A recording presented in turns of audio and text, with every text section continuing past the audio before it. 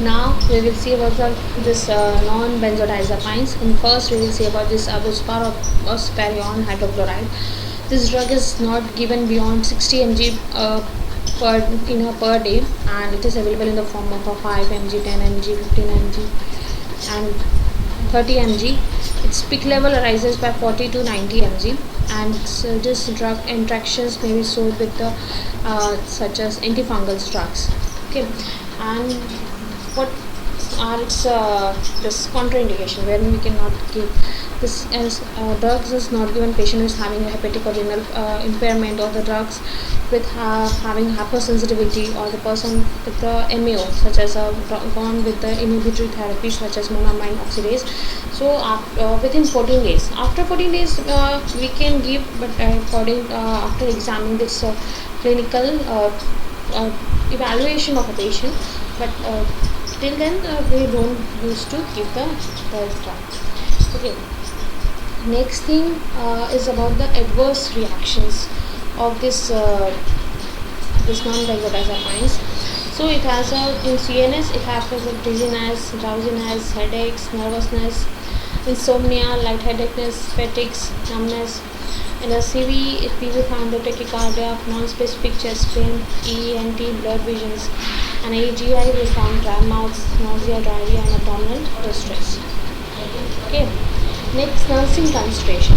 Grapefruit juice will increases the drug levels. So we can give with other liquids other than this grapefruit juice. Other thing, alcohol use may increases CNS depressions, discourage the use of this alcohol and this profile.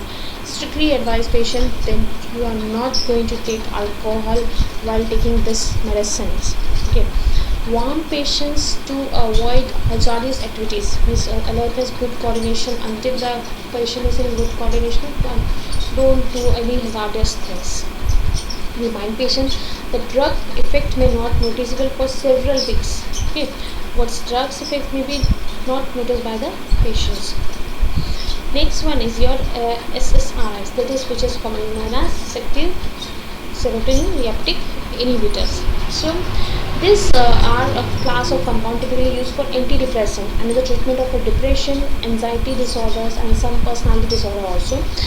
And it's primarily classified as antidepressant, and typically higher doses are required to be effective against anti-anxiety disorders and then be effective against depressions.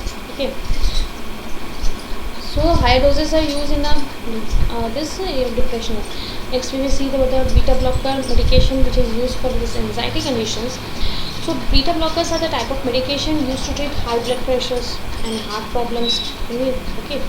However, the beta blockers are also prescribed off-label for anxiety, and beta blockers are work by blocking the effect of norepinephrine, a stress hormone involved in the fight or flight response. So this has been used for this stress hormones also, and this helps to control the physical symptoms. Okay, such as rapid heart rates, trembling voice, sweating, or dizziness, and shaky hands.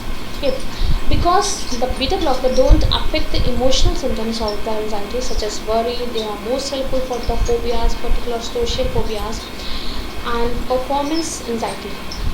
If you are anticipating a specific anxiety producing situation, such will take some beta blockers devices. Okay. Next we will see what's common side effects, which includes headaches, sleepiness, nausea is a very common side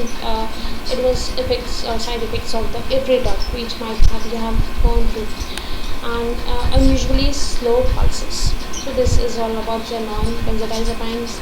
Then we have seen about this selective serotonin reuptake inhibitors. Then we have seen about the beta blockers used in this anxiety conditions. And if you are having any doubts, you can ask me by putting your comments. Okay, thank you.